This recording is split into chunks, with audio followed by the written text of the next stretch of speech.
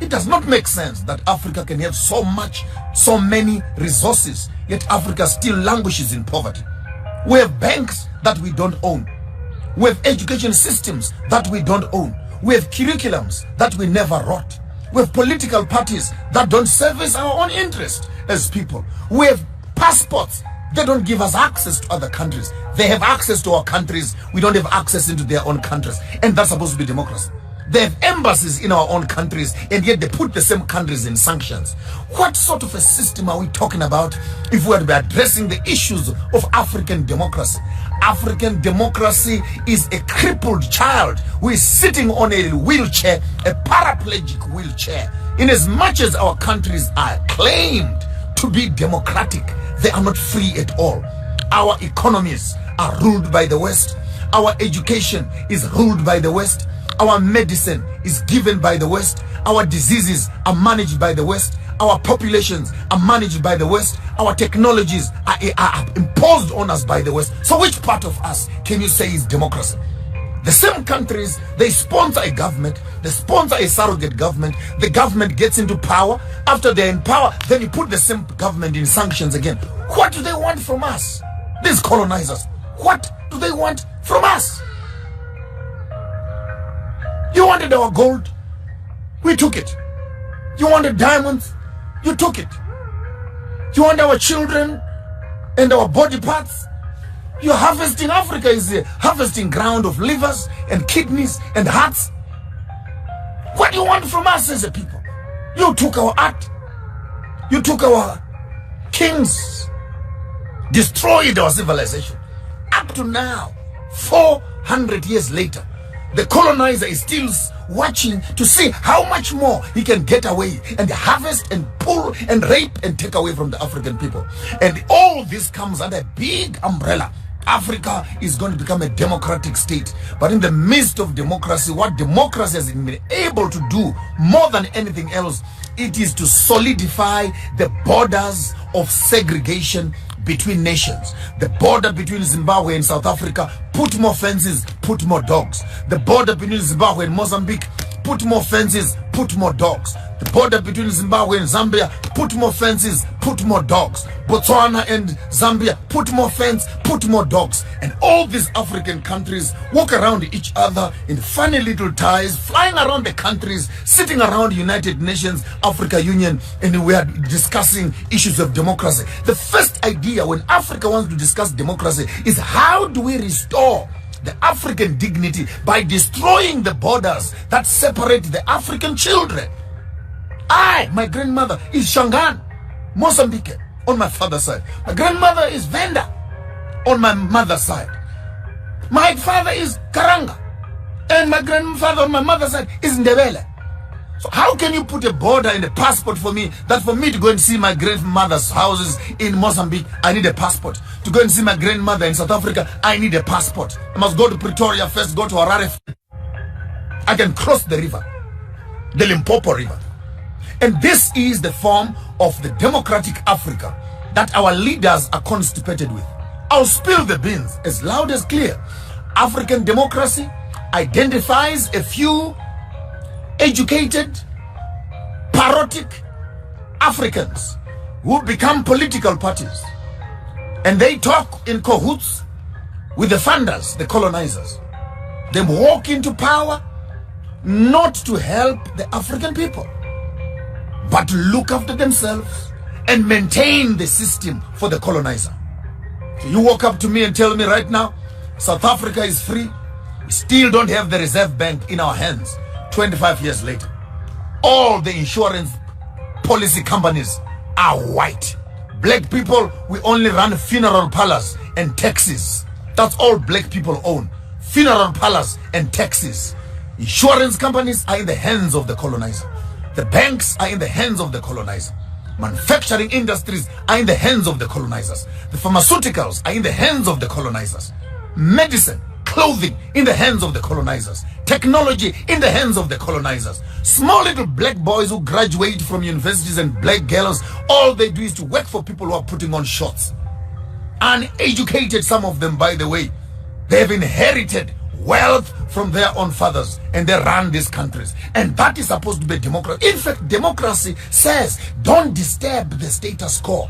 Don't tamper with the financial market of the country. Because if you tamper with the finances of the country, your country is going to become unbankable. Your country is going to go down. The economy is going to go down. Hell no. Whose economy? Show me one black person who has money. Show me one black person who owns an industry. Show me one black person who owns a pharmaceutical company, who owns a manufacturing industry. You'll be shocked to discover we are still slaves and servants working for the colonial system. Take note, I'm not insulting any political party, but I want to insult their insensitivity that they walk around and campaign. I'm saying this from Nigeria to Uganda to Kenya to Ghana to Zimbabwe to South Africa to Botswana, anywhere in Africa. Tell me one political leader who has made an intentional business of improving and establishing factories for his own people. Sit around approving business budgets for what? Just take that money, open industries. Take that money, open up mines. Take that money, open up agricultural farms. Have food for your people, employment for your people. How complicated can that be? The model to follow is Dubai. Look at Emirates. They have nothing. All national fund. Use the national fund to make Dubai a capital city of industry for the whole world. Here we are in Africa. We have cocoa, we have bananas, we have coal, we have platinum, we have diamonds, we have oil, we have weather, we have tourism, we have everything. But in the midst of all these resources, our African people are still languishing in poverty. Can I ask you, the intelligent ones, what is the problem of Africa? What is the problem? We have the resources, we have the universities, we have the education, we have the skills. What is the problem? The problem is we are trained to maintain a system that does not benefit us. We go to school to learn to maintain that system. We train our children to look after the system. Our political system has no will at all to empower the local people. It has no will. There's no political party that wants to remove bread from the mouth of the white man. That's a fact. Because all these political leaders are eating with the colonizer. So how can you destabilize a system that is giving you food? So it's the typical state where Uncle Tom kind of boys who now are being told, you are not like them. You are a better black than them. Please, you can eat here. You can sign here. You can own this also and that. And before you notice it, 5 years, 10 years later, our political leaders have just become rubber stamps in government for pushing a European colonized agenda. I'm still looking for a country that will take its own resources and improve its own infrastructure. I challenge all the African political heads across Africa. Go to Dubai, not to shop. Go and study. Go and study how a place that has nothing has been able to change its course from a desert to a capital city of shopping in the world. Go there and study. Many of you who are here always insulting me about Christianity. Some of the most prosperous countries in the world are non-Christian at all. Look at China.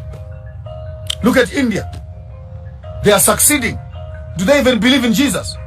So stop making economic issues religious issues. We need to start looking at politics and these political issues head on and look for real solutions. And many of us who are in the business of praying, for how long shall the African continue to pray? 500 years later, still praying, calling on the name of Jesus. What answers does he give us for land? What answers does he give us for poverty? What answers does he give us for sicknesses and disease? What answers does he give us for land? So stop being too obsessed with cliches of religion that lock you and paralyze African function. The African soul and conscience is trapped in the religion and this spirituality it has been given under the Christian banner and Islam banner, whereby the African child has become twice a slave to the master who governs him and to the religion that manages his conscience. I want to say it publicly. The only reason we are still here, and the only reason the colonizer is still here, because the Bible says, thou shalt not kill. That's why they're still here. If we did not have the Bible that says, thou shalt not kill, tell me what we would have done with the colonizers up to this very day. I'm not lying. You can come and lock me up and call this hate speech. We would have flushed them out and thrown them out in the Indian Ocean and sent them back where they came from. But because of religion and because of Christianity, and you white people, you better all of you become Christians. You better become Christians. It's embarrassing that now blacks have become more Christian than white people themselves. Because the only thing that is keeping you on Africa, living with people that you are oppressing, is the religion that you gave them. And I'm speaking on behalf of, I'm a minister of the gospel, fully trained. Our business is to manage the consciences of the community to make sure that they don't fight and revolt against the system. Yes, that's what we do. We teach the people how to dress, how to treat Mlungu, how to look for jobs, and how to become yes boss, yes boss, yes boss, and how to work together. And at the end of the day, the system we have been given is not there for the liberation of the African people. I challenge the political systems, challenge EFF, challenge ZANU-PF, I challenge ANC, I challenge all the political parties, wherever you are. When you win, when you lose, go to other countries and study and see how they have nationalized their resources so that those resources can benefit the local people. I can't believe Zimbabwe, my own country, has 87 rare minerals that are being looked and sought for in the whole world. And yet the country to date does not have its own currency. Does not have its own currency. What's your problem? The mines are in your hands. The taxes are in your hands. Can't you just take tax money and dig the damn diamonds, dig the damn platinum and sell it? Build roads and hospitals for the people? How complicated can that be? How complicated can that be? Can you please send this video to Elder Mnangagwa himself? How complicated can that be? No, there must be a board, a barrow, there must be a committee, there must be what? A board that will process things, and before the money even comes there, all the hungry political leaders are in the pot, harvesting and stealing the same money from the same coffers that's supposed to be helping the community. Where do we begin as African people? We're constantly running on hungry stomachs, and hungry stomachs don't make politics at all. And I want to say, as I said at the beginning, our problem in Africa, our problem is democracy. And democracy has no spirituality. Democracy has no God. Democracy has no ethics. Democracy has no morality. Democracy has no conscience. Democracy assists colonialism to survive more. Put a system that maintains the colonial system. If you want to fight with me, I can write a research paper on that, but that's a fact. That's a fact.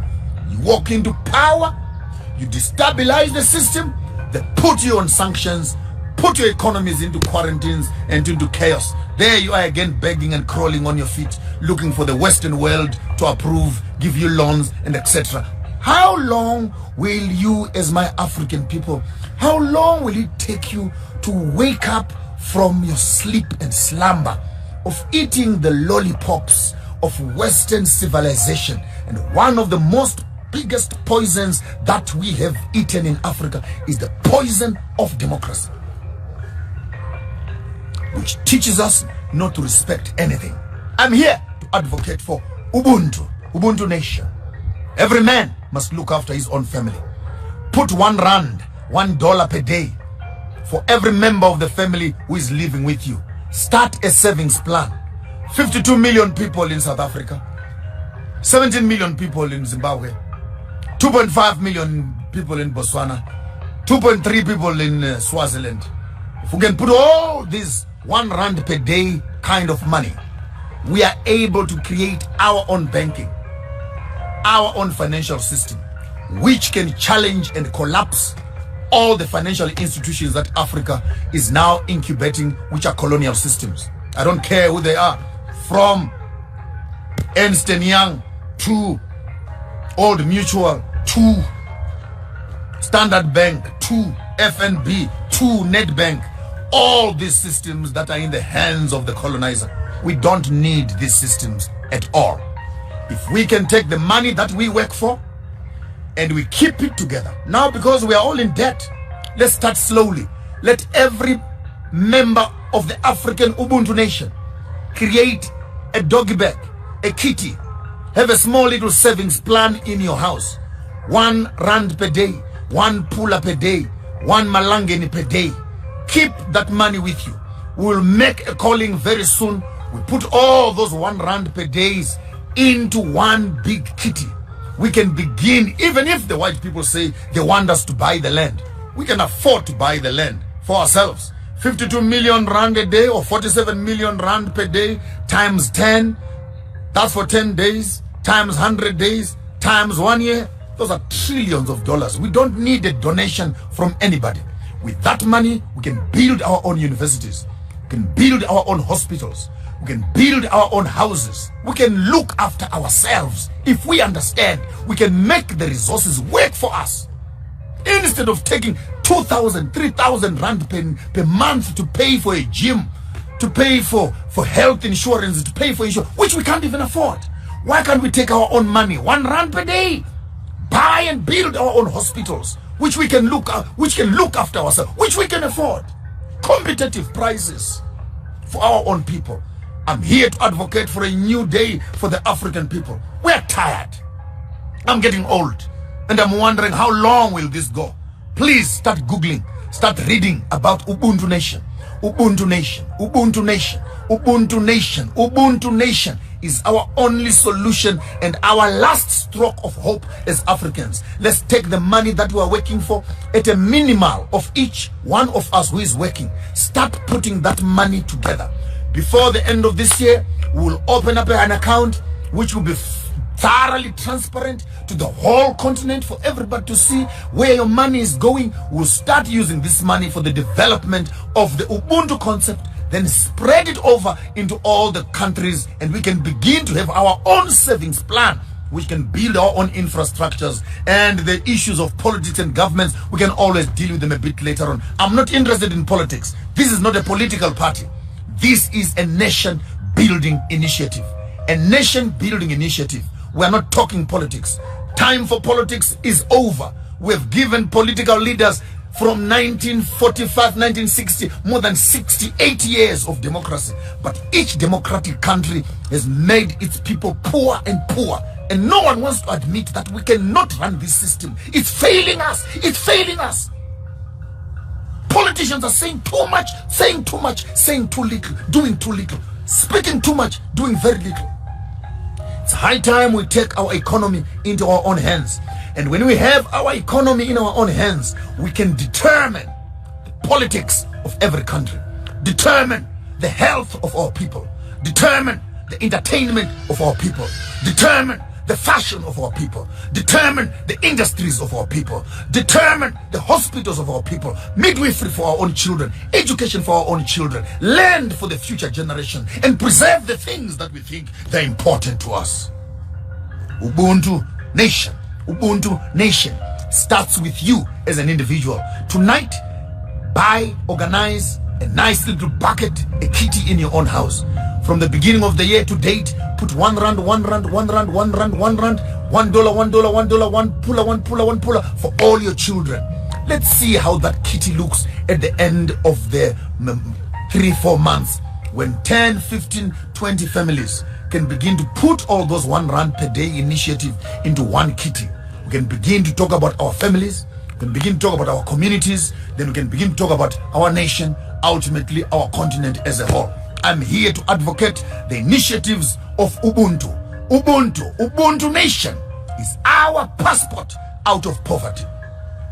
You accept this, Africa will go forward. You refuse this, go back into slavery for another 2, 3, 500 years, until you wake up to discover the solutions of the future are buried in the processes of the past. There's nothing more I can do for you. You can tell them they can come and pick me up here. They can come and kill me. I've said what was in my heart. Africa needs a solution. The solution is not going to come from donor money. The solution will come when Africa begins to make its own savings plan and build for itself its own infrastructure to protect and secure the future that we're looking for. Until we meet again tomorrow here on your afternoon drive with Maponga J. Ubuntu Nation. Ubuntu Nation. It's what we are all about. Take this video and share with everybody else on the continent. It's high time we restore the broken walls of our own kingdoms. I'm here to advocate and announce the break of a new day for the African people. Tell your politicians they must start packing their bags and going where they are being paid for they have not benefited my people at all. Until we meet again tomorrow, same time, on your afternoon drive, cut and paste. This is your material. I don't have power over it.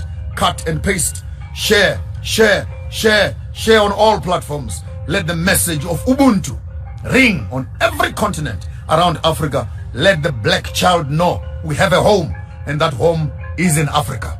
The home of the African is Africa. The home of the Africans is in Africa. Yours truly, Maponga J. Chigaramboko. Garmashamba Huda. Shira na wanawe wanji. Makumbumana mwisindewe shana. So we don't meet.